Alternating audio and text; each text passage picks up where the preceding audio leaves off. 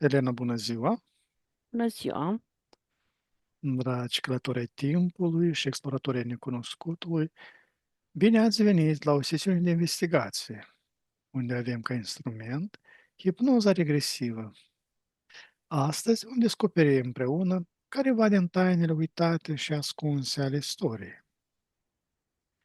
Dacă simțiți că energia voastră are nevoie de un reset profund, să știți că vă putem oferi servicii de purificare energetică și ezoterică personalizate, atât prin sesiuni online, cât și prin fotografie. Astăzi, Elena va intra în stare de hipnoză profundă fără să cunoască subiectul investigației. Eu voi decide unde mergem, iar ea va descoperi totul în timp real. Așadar, relaxați-vă și pregătiți-vă pentru o călătorie transcendentă. Vă urăm o vizionare captivantă.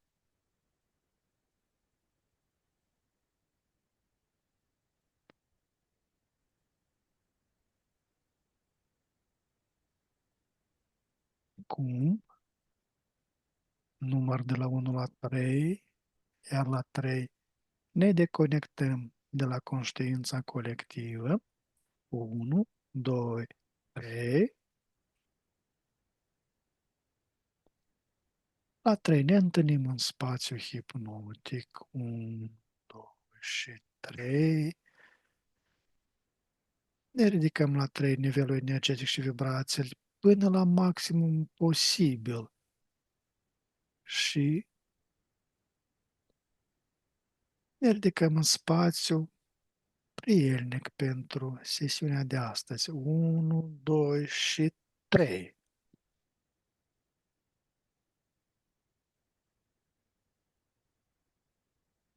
Cum este spațiu?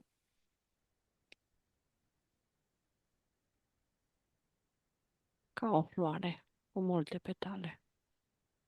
Suntem în mijloc. Mhm. Minunat. Acum, Elena, la 3, te conectezi cu toată informația legată de noțiunea de karmă. Mm. 1, 2 și 3.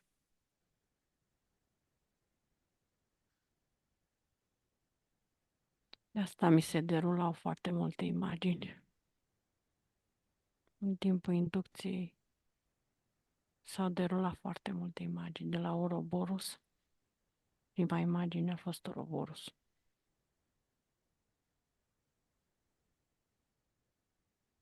Ba nu, o imagine care cineva parcă mă lua în brațe, dar energia nu era luminoasă. Și a doua Ouroboros-ul și după aceea foarte multe imagini. Asta era. Elena, Ouroboros. Luarea de la capăt, șarpele care își mănâncă coada, deci mhm. reîntoarcerea permanentă, te învârți în cerc pe aceeași temă. Da, Cum simți în acest moment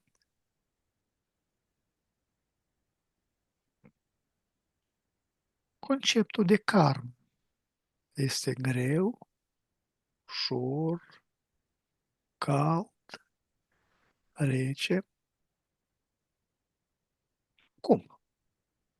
depinde în ce mă situez. La ce sunt acum, după ce s-au derulat imaginile, s-au limpezit și suntem în bulă, mi se pare un pic inutil. Dar dacă mă plasezi, mă văd în fața Ouroborosului ca și cum aș intra în el, e un sistem greu, că Ouroborusul e mare. Deci e ca o roată imensă și un șarpe mare ca un dragon. Deci are și este imens, un sistem întreg. Și aici, în față, este greu. Și are toate aturile le simt care le-ai spus tu. În afară de ușor. Când ușor e când deja ești deasupra. Greu. Greu, repetitiv, care nu poți să înțelegi prea multe.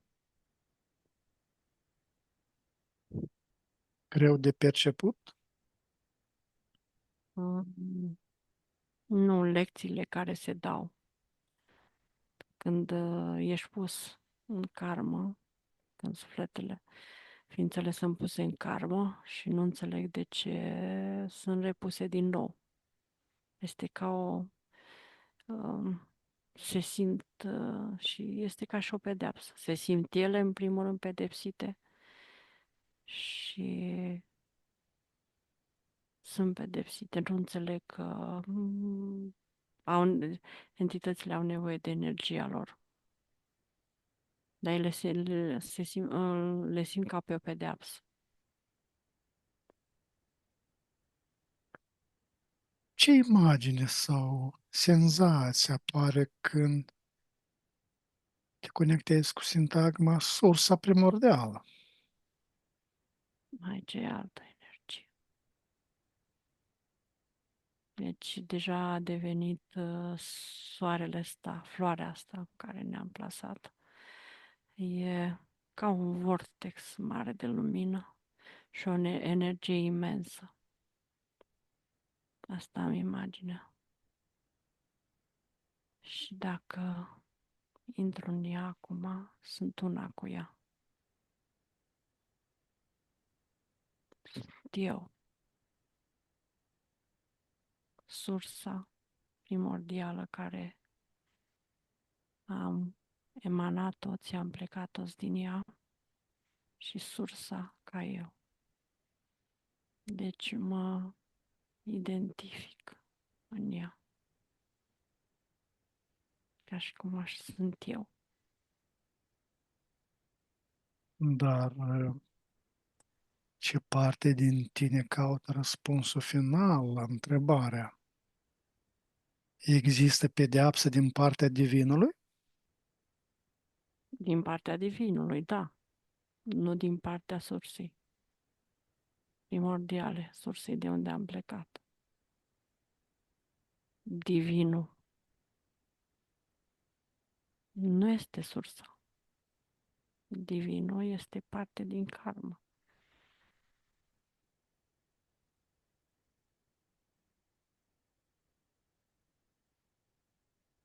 Deci pedeapsa din partea zeiului. Divinul vine din partea zeilor, nu din partea sursei. Sursa e și atât. Când deja intră în cuvinte care țin de sisteme religioase, spirituale și astea, intri pe alte, că sunt alte canale. Nu mai ești direct tu, din afară. Intri. Și acolo este pedeapsă, da. Adică te pune într-un sistem repetitiv care te simți pedepsit. Da, Permite minții să aleagă un simbol pentru bumerangul care se întoarce.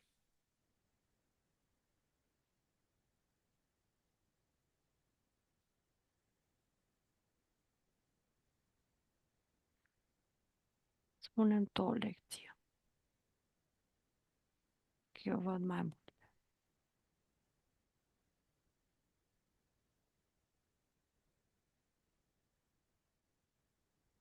Că în momentul când intri într-un sistem karmatic, eu văd două, când se intră prin negociere și când se intră ca pedeapsă.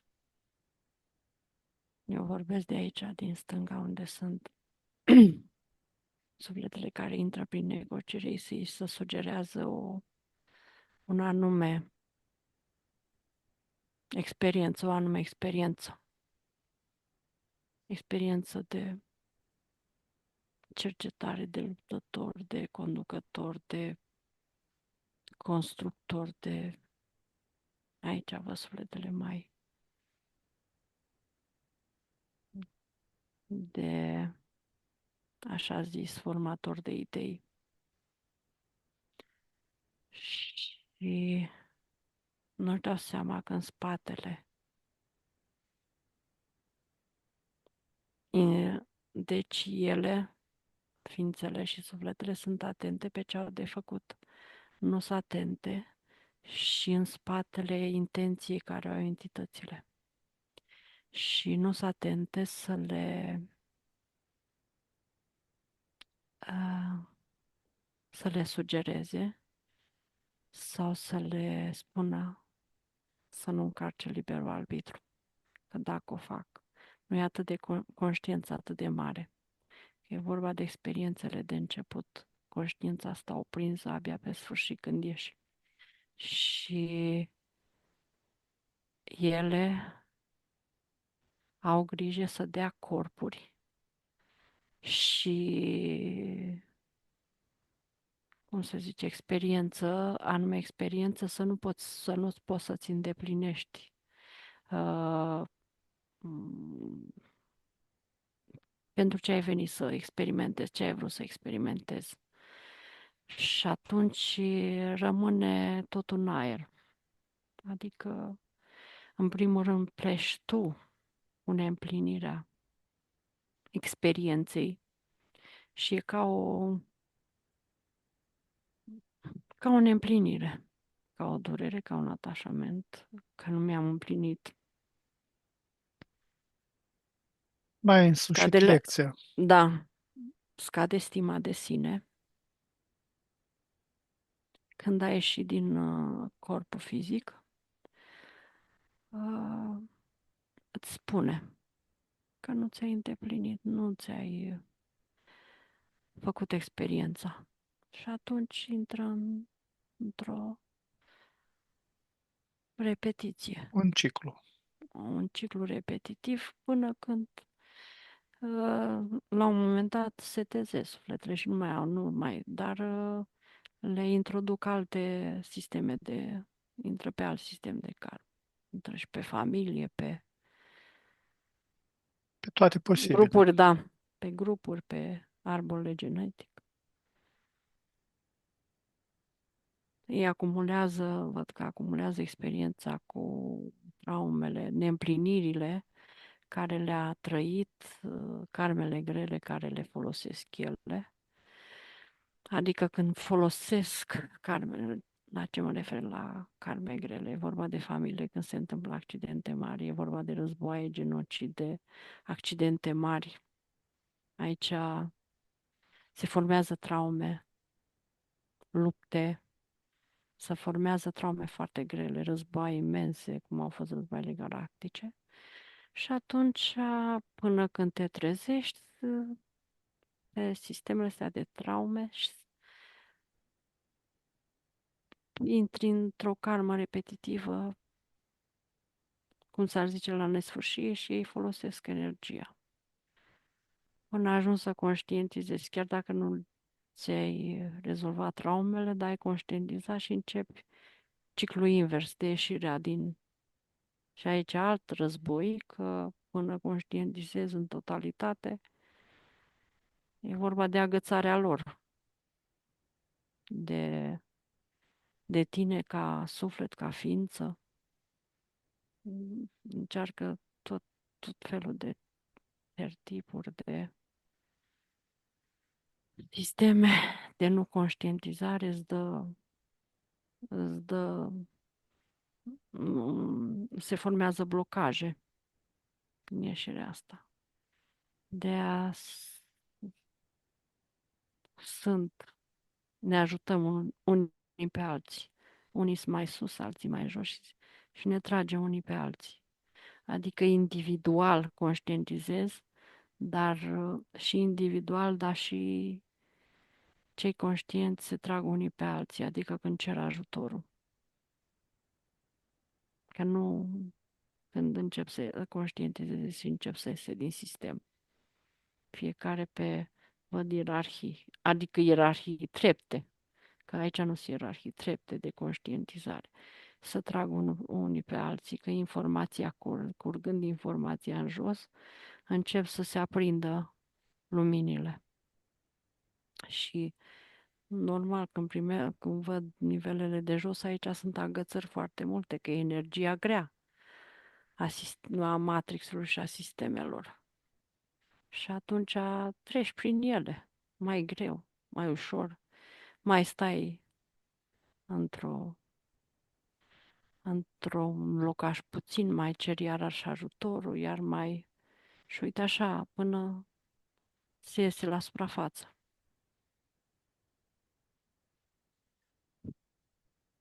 Da. Bine. Du-te la 3, la o situație din viața ta care se simte ca o datorie karmică. 1, 2, 3. Acum nu mai simt datorii karmice. Sunt la nivelul în care nu mai cred în datorii karmice. Spun acum, fiindcă datoria karmică este o greutate foarte mare. Când faci ceva, când mai faci ceva, acum faci din conștientizare. Nu o faci ca o datorie karmică. Datoria e ca și cum îți iei o misiune și aici misiunile se știe că se încarcă și alea sunt puse de entități. Au fost.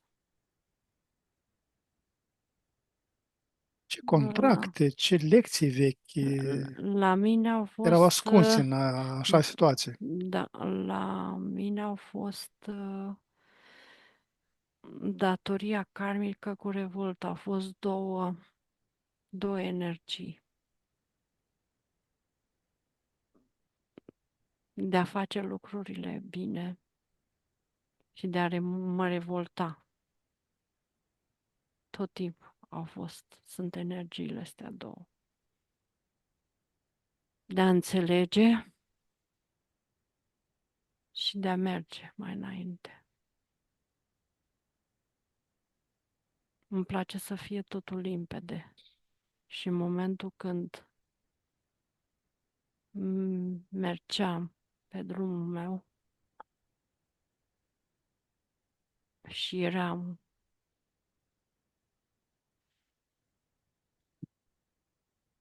mă văd într-o situație accidentală,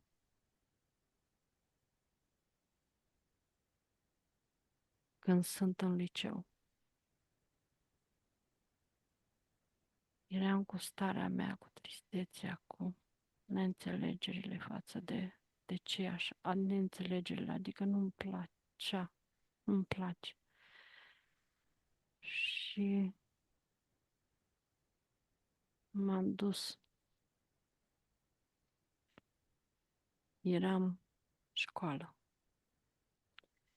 și la balul vocilor, stând, mă uitam ca un observator și în, eram în lumea mea. Mă uit și mă văd din afară. La un moment dat mă invită cineva la dans și refuz. De asta explic. Și refuz. Mi-am dat seama că acum văd că e entitate draconiană. Și m-am întâlnit, după un timp m-am întâlnit pe stradă. Faptul că l-am refuzat la dans începe să mă vadă pe stradă. Revolta mea din interior, care nu mi s-a părut corectă, se întoarce balanța. Încep și el fiind cu cam mai înalt decât mine, încep să-l bat eu. Șocul entității. Se mărește, văd că se mărește energia asta vitală și câmpul energetic al meu deja îl cuprinde. Și acum am starea de... Mi s-a aprins din nou. A rămas șocat. Entitatea a încercat să mă bată, fiindcă sunt neascultătoare draconianul și s-a întors împotriva ei. Pumnii și picioarele mele erau pline de lumină și le ard. În momentul când dau, îl înțeapă că e energie de lumină, energie galben, roșiatică, că e și cu furie și nedreptate. Și mă întorc împotrivă. Nu realizează ce se întâmplă și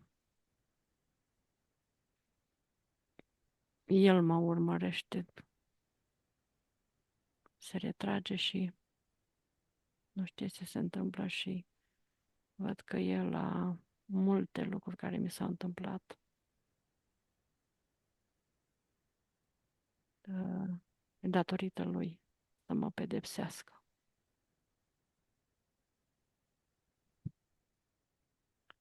Ce ai perceput Draconian, ascuns în această situație? revolta, adică nu este corect când ceva nu vrei să faci și nu simți. Nu trebuie să fii obligat. Atunci am înțeles situația asta. A fost un cod karmic? Nu, pedeapsă. A vrut să mă pedepsească. Așa zis ei, karmic. Faptul că n-am fost cuvincioasă, n-am fost respectoasă, n-am vrut să dansez, să facă ce vor ei. Acum am înțeles sinele, m-a reîntors la asta să înțeleg. Unde a Să fost? dansez cum vor ei, adică să fac ce vor ei. Faptul că n-a fost cuvincioasă, au vrut să mă pedepsească.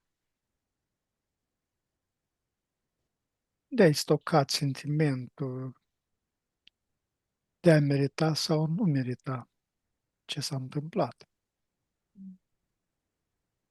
Nu mai e stocat acum, am intrat în energie.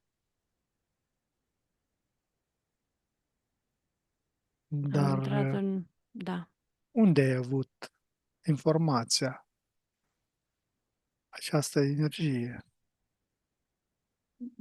în piept și în zona genitală.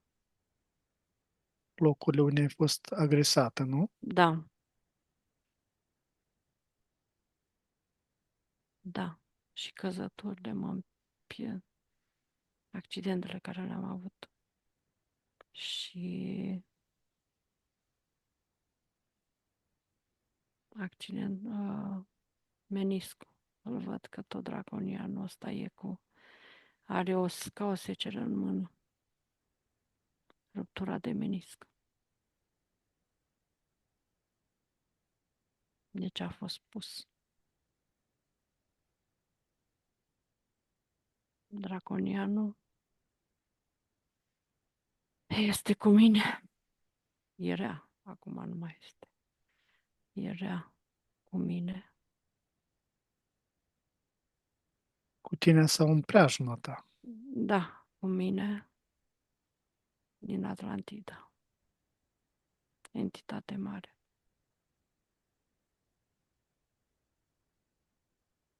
Multe revolte am avut cu el. N-am ascultat. Pedepse multe mi-am luat.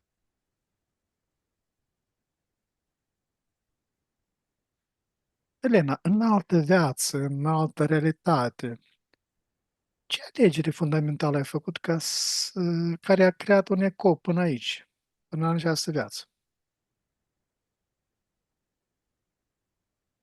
Mm. Nu e în alt univers. Fiindcă eu nu lucrez cu metaversurile și cu Eu nu lucrez pe sisteme de metaversuri.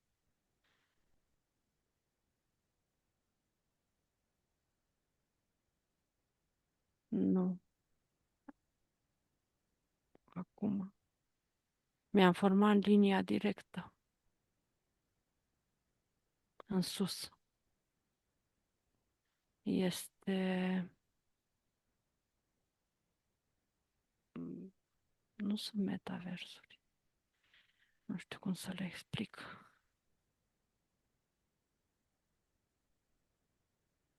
Într-atât ai modificat linia temporală?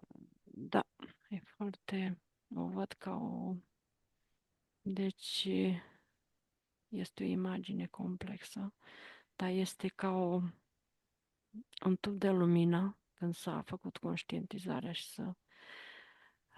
Aici este, la nivelul ăsta, mai multe, dar la același nivel. Sunt 6, asta e un sine. 6 forme, văd o formă, fața mea este o formă umanoidă, legate de aici și văd canalul către sursă și informația. Deci,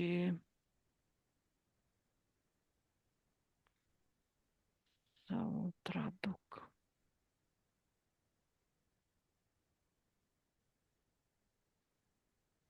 Deci, din experiența ca experiențele în universul ăsta care l-am avut, vai, acum mi-arată tot felul de forme.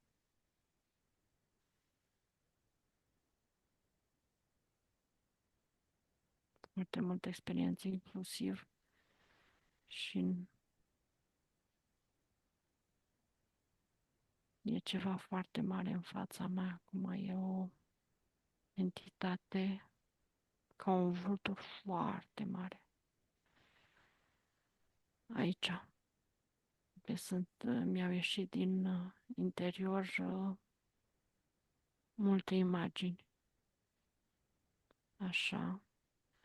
Ies imaginile. Aici acum este o formă de animal, tot așa mare. Ies din interior, se duc. Așa, experiențe, tot imagini ies de diferite forme.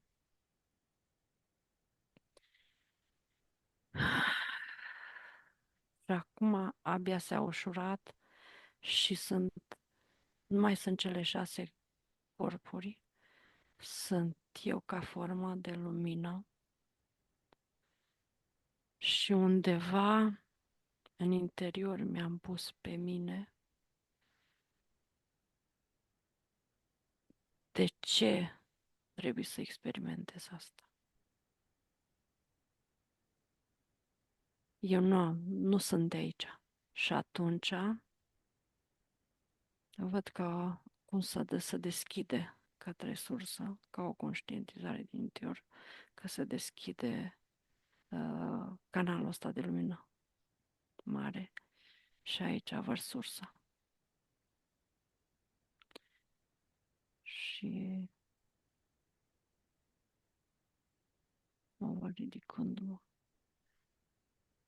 Ai multe, foarte multe imagini.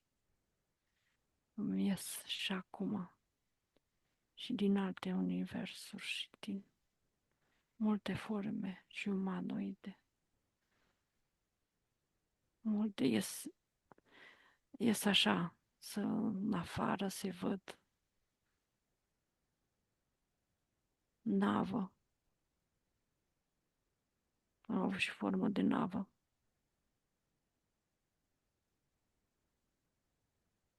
folosită. Și în momentul când fac legătura, oricum imaginile curg și sunt ce ies în afară și mă văd legătura cu sursa. Aici a început să curgă informația.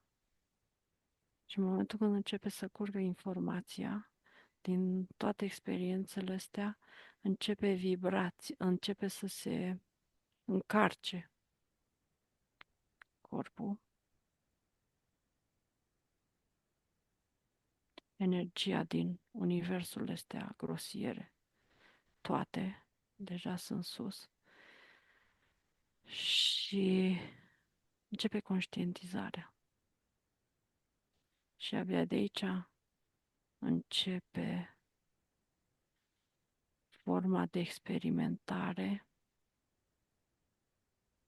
văd experiențele umane de pe Terra, de mă văd cu conștientizarea din Egiptul antic.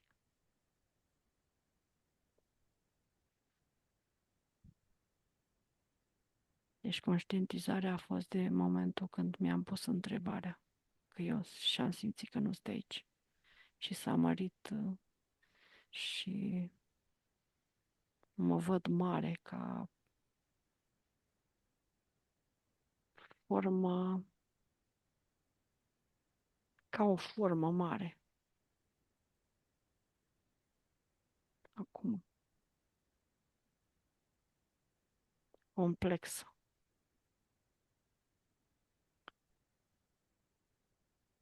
Nu știu dacă se înțelege ce, ce văd și ce am văzut. Bine, Elena, te conectezi la 3 de la această situație 1, 2, 3. Acum îmi spui, alegerile oamenilor sunt libere sau influențate de careva program, de o matrice de gândire?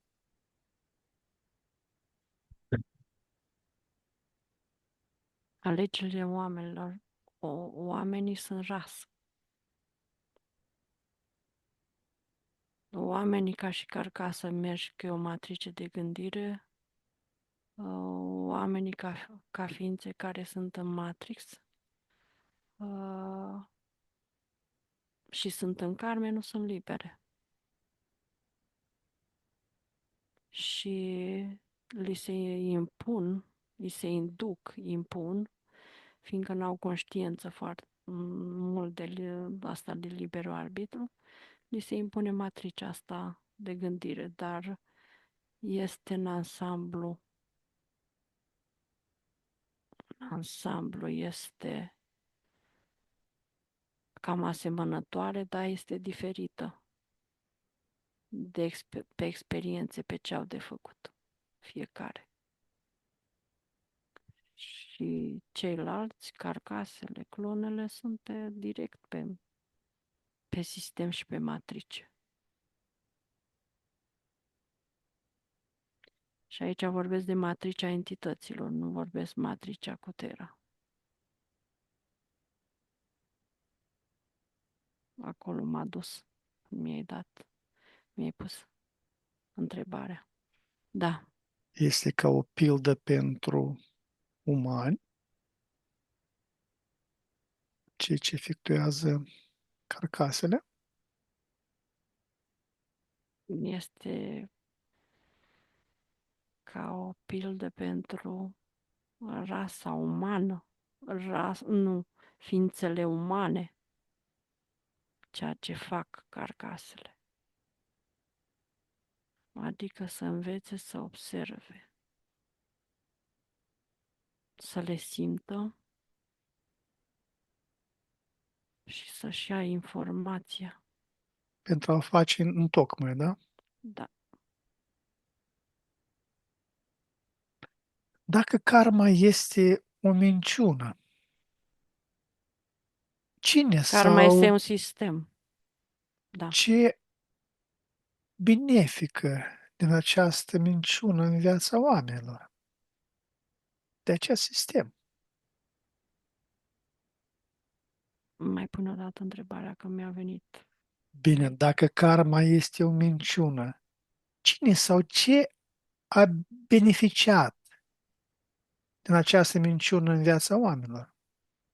Păi cine să beneficiază? Beneficiază nu sistemul în sine, entitățile, sistemul entităților și entitățile, ele beneficiază, ele au nevoie, că au creat un sistem, fiindcă karma e un sistem și beneficiază entitățile din sistemul ăsta care sunt aici, în sistem, în matrix, cele care conduc și cele care sunt și care conlucrează.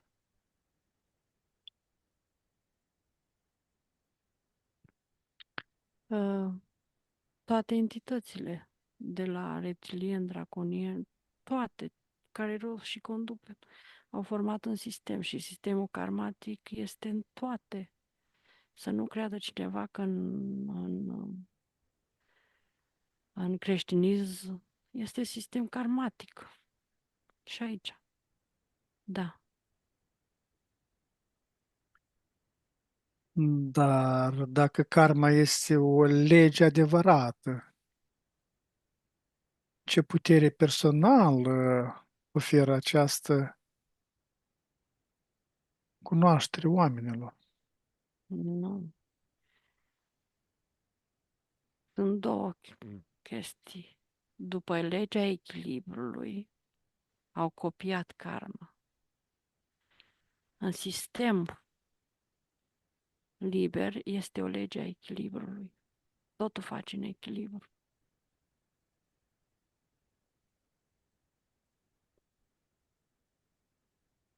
Deci totul face în echilibru.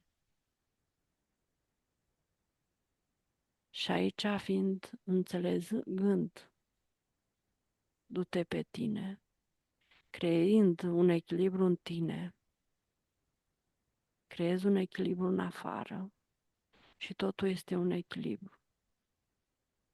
Asta este partea experimentării în echilibru și libertate, când nu este impus. Și cealaltă este karma, este ca o copie a entităților și format un sistem pentru ea din legea echilibrului și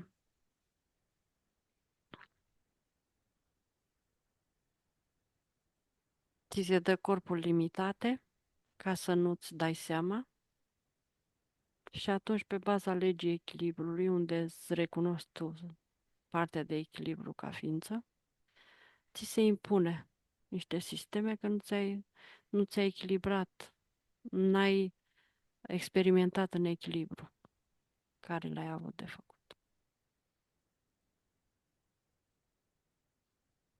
Ce ți s-a spus? Dar nu ți se spune că ți se inversează toate când intri în corpuri, în avatare limitate. Da. Ce culoare are adevărata legătură dintre acțiune și consecință, dincolo de cuvintele karmă sau pedeapsă? Vibrație în vibrație, energie în energie,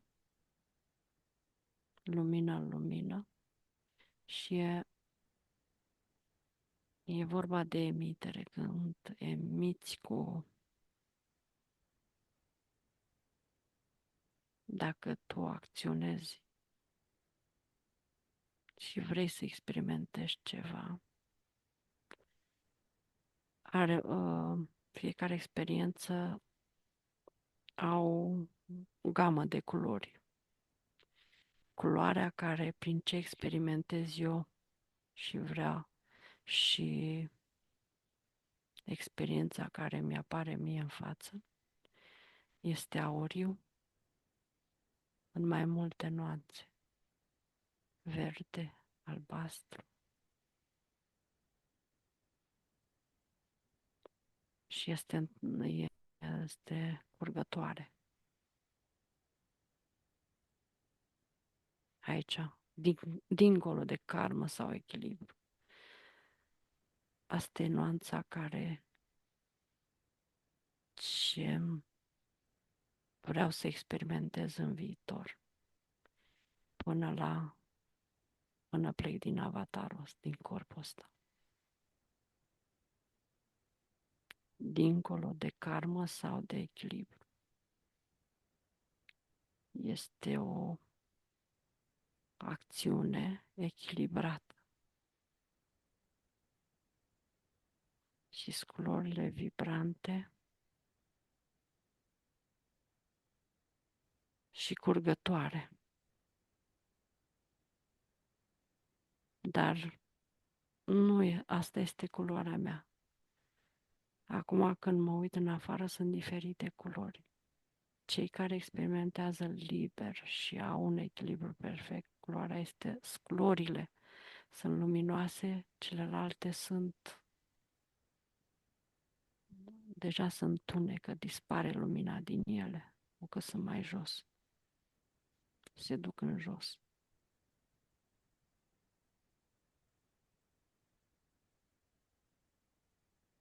Da. Ce sunet pleacă un bumerang al alegerii spre univers? Și cu ce sunet se produce atunci când se întoarce?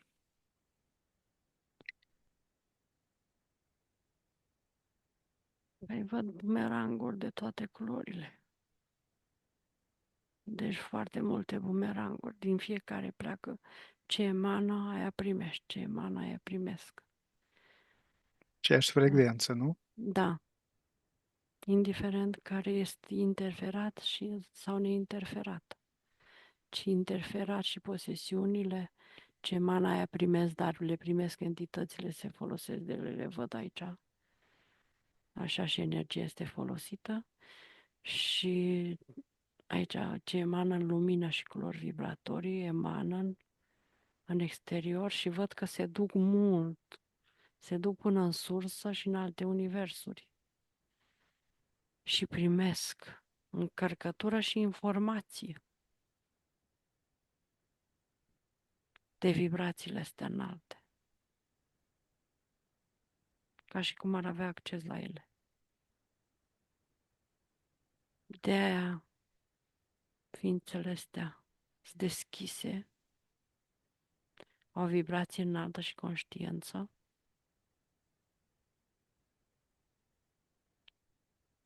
transmit vibrație înaltă și e vorba de energia asta care o numim noi energia iubirii, dar este energia sursei și vibrație și energie. Se duc mult și se întorc și te au și așa au acces la informații. Chiar dacă ele sunt aici. E vibrația deasupra. Deci nu poate prinde sistemul Matrix. E separat. Elena, Da, mergem la 3 în sursa primordială. 1, 2, 3, da, suntem acolo. da. E altă energie. Îmi vine să râd. Să... Îți vine să te bucuri, nu? Da, instant. Îmi permiți să dialoghez cu sursa primordială prin coardele tale vocale. Da, da, stai un pic că e o purificare și încurg instant lacrimile. Este Mhm. un proces de purificare a tine. Da, da. Mhm. Mhm. Elena, la 3 Da, ne sincronizăm cu codurile noastre personale din sursă. da, 1, 2, 3, da, totul este bine. da. Acum s-a echilibrat totul. îmi permiți să te loghez cu sursa primordială, cu ajutorul coardelor tale vocale. Da.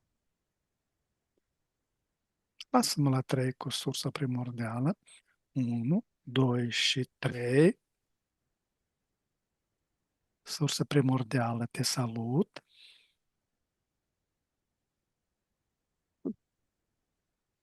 Și eu te salut, Ființă Supremă. Dorim să-ți dăm câteva întrebări la care așteptăm răspunsul tău. Putem face? Acolo așteptați răspunsurile, nu aici, aici le știi. Da, Sursa primordială, există în tine un principiu de pedeapsă sau doar un principiu de consecință naturală? de ce m-aș pedepsi? Tot ce simțiți voi, simt și eu. Nu m-aș pedepsi. Voi plecați din mine și vă duceți prin toate universele. V-am dat libertate de a-ți plecat. Experimentați prin toate universurile care au tot felul de sisteme, tot felul de programe, tot felul de legi. Sunteți liberi. Acolo, într-adevăr, în corpul fizic, e sistemul legilor de pedeapsă, dar nu este al meu. Eu nu sunt pedeapsă. Eu sunt experiență. Eu sunt manifestare. Eu sunt iubire. Sunt echilibru. Ceea ce experimentezi, asta trăiești în experiența respectivă. Nu tot timpul ești acolo. Aveți orice libertate de a-ți ajungeți, veniți tot timpul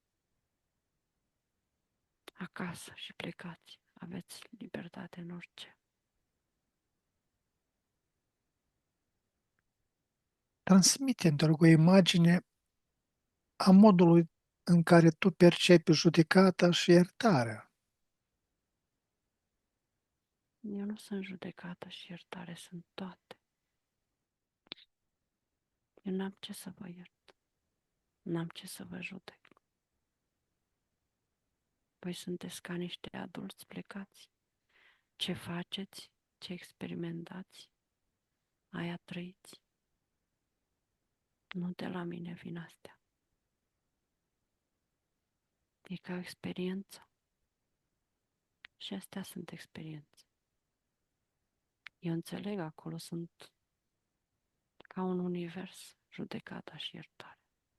Aici pur și simplu veniți și sunteți una cu mine. De-aia părticica asta plasată. Am pus-o în centru, în mijlocul luminii. Veni direct în nucleu.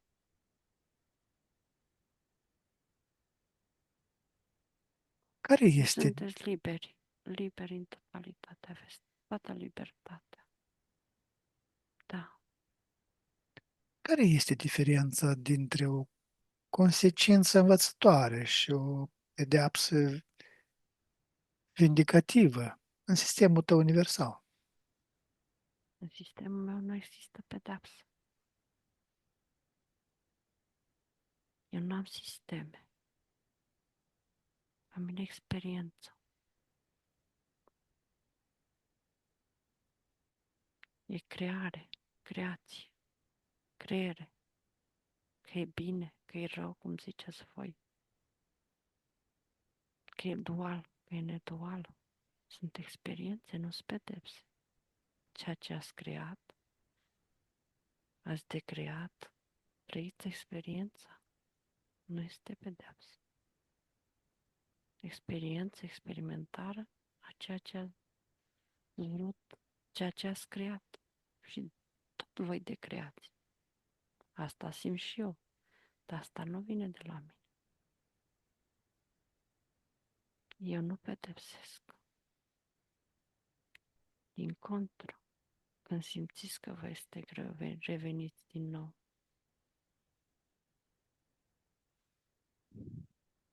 Ne, ad- Lăcașul vostru în mine. Da, ne aduci mereu în fața rezultatelor naturale ale alegerilor noastre?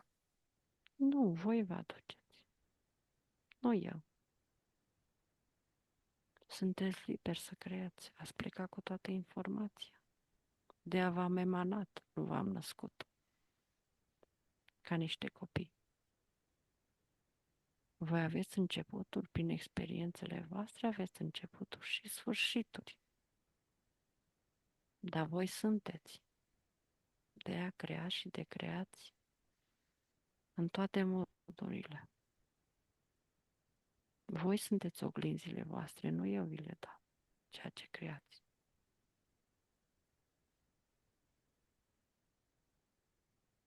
Există undeva mila ta, mecanismul parent nemilos de cauză și efect?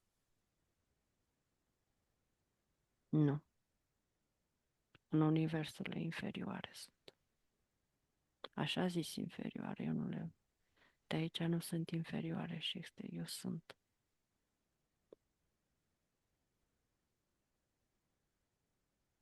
Cauză și efect.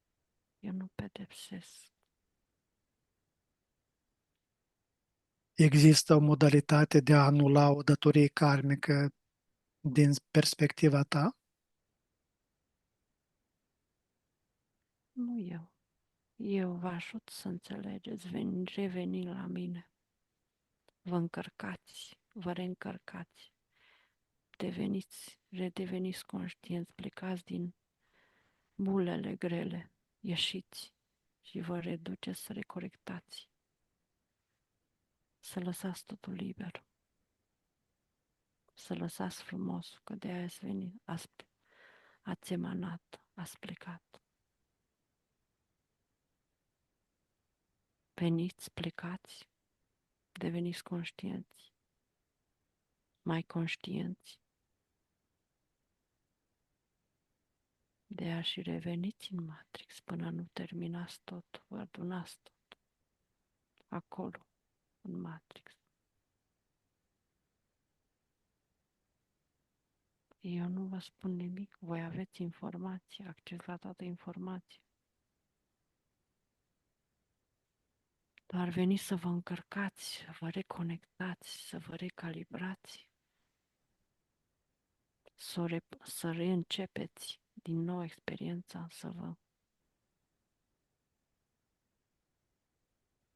ajungeți la un final de experiență, ca totul să fie în echilibru.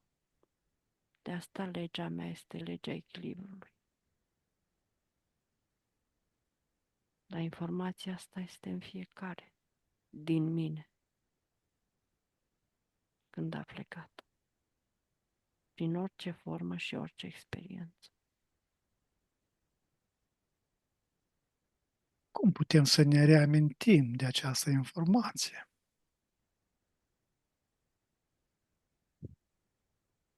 Când mergi în interiorul tău, acolo dai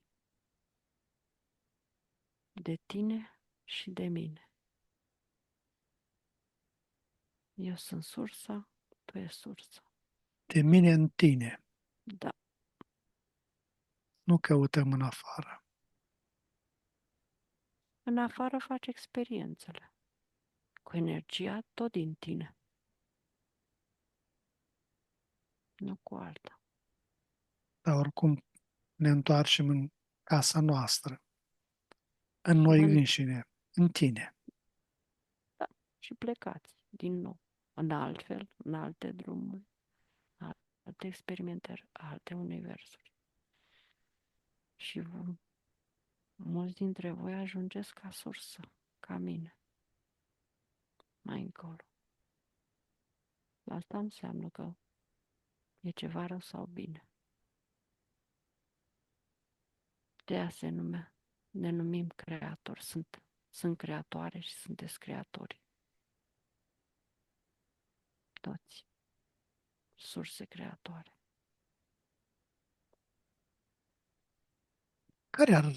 Care este cel mai profund misteriu al iertării pe care ar trebui să-l știm acum? Aici nu există iertare. Fiindcă nu există vinovăție, nu? Nu există vinovăție. Aici e legea echilibrului.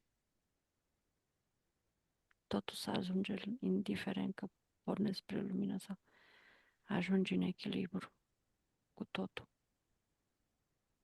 Echilibrezi experiența și ajungi în echilibru, o lumină mai mare sau mai mică, o sursă mai mare sau mai mică.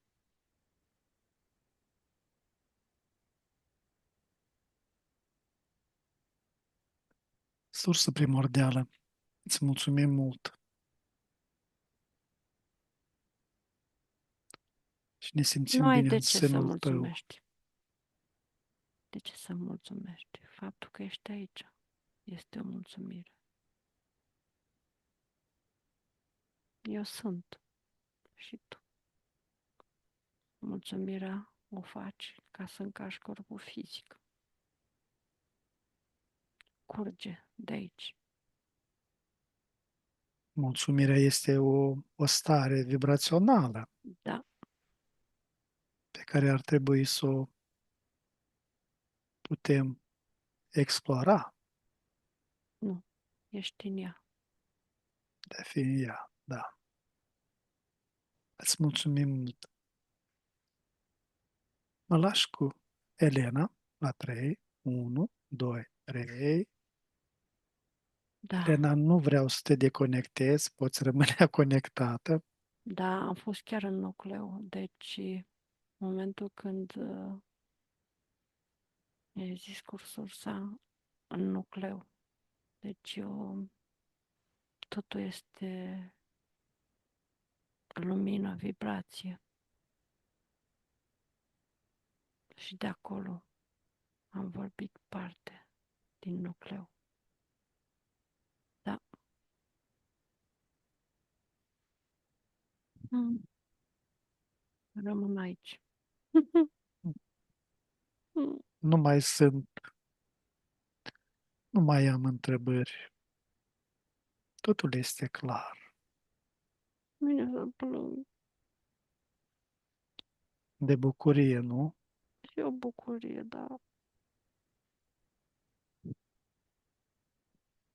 experiențele de climatic sunt...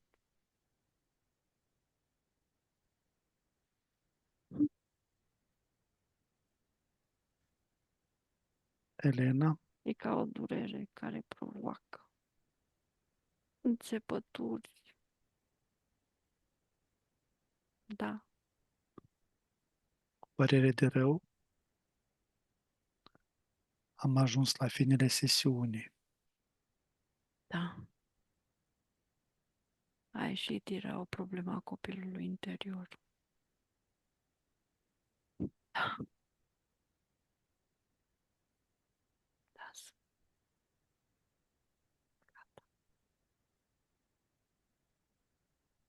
Acum, pregătește să revii treptat. Cobor în jos. Da, în starea de veche, Sunt veche deja. proaspătă și plină de energie. Acolo de unde ai plecat. Număr de la 5 la 1, iar tu îi permiți minții să se trezească, clară și concentrată. 5. Simți cum conștiința începe să se lărgească. 4. Corpul tău devine mai ușor, mai prezent. 3. Auzul și senzațiile fizice se intensifică. 2. Gândurile tale sunt limpezi, ca după un somn odihnitor. Și 1. Deschizi ochii complet trează, cu o stare internă de calm și vitalitate, reîncărcată de posibilități. Elena, bine ai revenit! Da.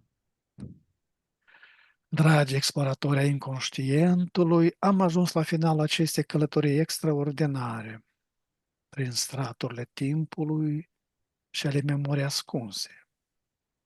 Vă mulțumim din suflet pentru prezența și reacțiile voastre la informațiile surprinzătoare dezvăluite astăzi.